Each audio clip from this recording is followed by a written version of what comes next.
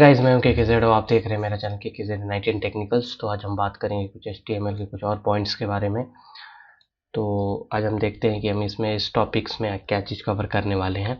तो आज हम बात करेंगे डिफरेंट टाइप ऑफ टैग्स। ठीक है, जो HTML में कितने टाइप के टैग्स होते हैं उसे हम डिस्कस करेंगे। ठीक है, तो इसके दो पार्ट में हम इसमें डिवाइड कर सकते हैं। आपका फर्स्ट है कंटेनर टैग, ठीक है, और दूसरा है एम्प्टी टैग। तो कंटेनर टैग की बात करें तो कंटेनर टैग होता क्या है?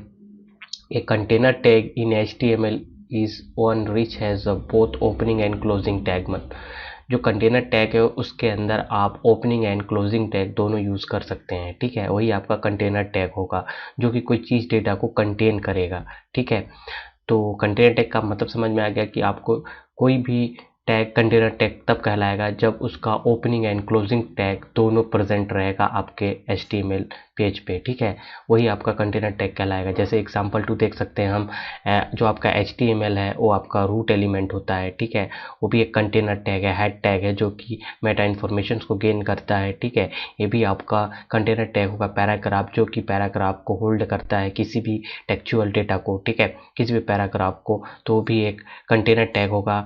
जो हेडिंग टैग होगा वो किसी भी हेडिंग को प्रेजेंट करेगा, मतलब वो भी एक टेक्चुअल डेटा ही होता है लेकिन हेडिंग होता है। ठीक है, ये भी एक कंटेनर टैग होता है। डिवीज़न एक बेसिकली एक ब्लॉक होता है, ठीक है, जिसके अंदर हम कुछ भी एरिया डिफाइन कर सकते हैं, उसके अंदर कोई टैग्स यूज़ कर सकते हैं, ये भी आपका कंटेनर टैग ही होता है। ठीक है, और फिर बात करते हैं बॉडी टैग। बॉडी टैग तो आपके टोटली कंटेनर टैग ही है, क्योंकि आप बॉडी टैग के अंदर जो कुछ भी लिखोगे वो बेसिकली ये जो 3 एलिमेंट्स दिख रहे हो बॉडी टैग के अंदर ही लिखा जाता है।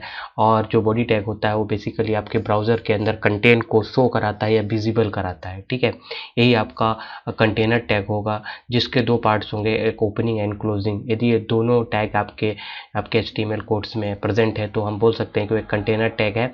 या ठीक है, फिर बात करते हैं हम एम्प्टी टैग के बारे में। ठीक है, एम्प्टी टैग क्या है?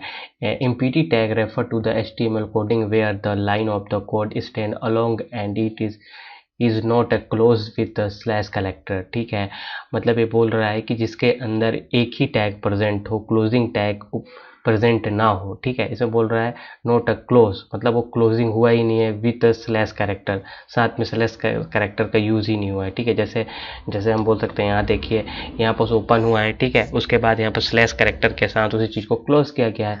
लेकिन जो आपका एम्प्टी टैग होगा उसमें कोई भी क्लोजिंग टैग नहीं होगा। ओपनिंग टैग तो होगा लेकिन क्लोजिंग टैग नहीं होगा, वही आपका एम्प्टी टैग कहलाएगा। ठीक है, और डेफिनेशन में वही चीज़ों को बोल रहा है कि इज नॉट अ क्लोज ही नहीं होगा विथ स्लैश कैरेक्टर। ठीक है, स्लैश कैरेक्टर के साथ वो क्लोज ही नहीं होगा। तो इसमें कौन कौन से आते हैं?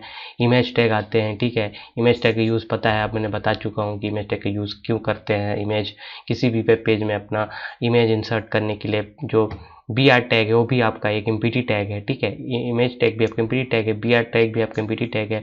इसमें हम लाइन ब्रेक करते हैं। ठीक है, और इसके बाद HR टैग है, ठीक है, हॉरिजॉन्टल टैग है, ये भी इसे भी हम एम्प्टी टैग ही, इसका भी कोई क्लोजिंग टैग नहीं होता, इसे भी हम एम्प्टी टैग कहते हैं। ठीक है, मेटा टैग मैंने बताया हुआ है कि वो कुछ पिछली वीडियो आपने मेरा टैग का प्रीवियस वीडियो मेरा नहीं देखा होगा तो आप देख सकते हो, वहाँ मैंने अच्छे से मेटा टैग को अच्छे से बता दिया है। ठीक है, बेस टैग भी आपका एम्प्टी टैग ही होता है। ठीक है, इसका कोई भी क्लोजिंग टैग नहीं होता। ठीक है, ओपनिंग टैग सभी टैग का होता है लेकिन क्लोजिंग टैग किसी का नहीं होता है। ठीक है, तो फिलहाल ये वीडियो आपको हमारा पसंद आया होगा तो हमारे चैनल को लाइक कीजिए, सब्सक्राइब कीजिए। ठीक है, और अपने फ्रेंड के साथ भी शेयर कीजिए, और मिलते हैं अपने नेक्स्ट वीडियोज़ में। तब तक के लिए गुड बाय।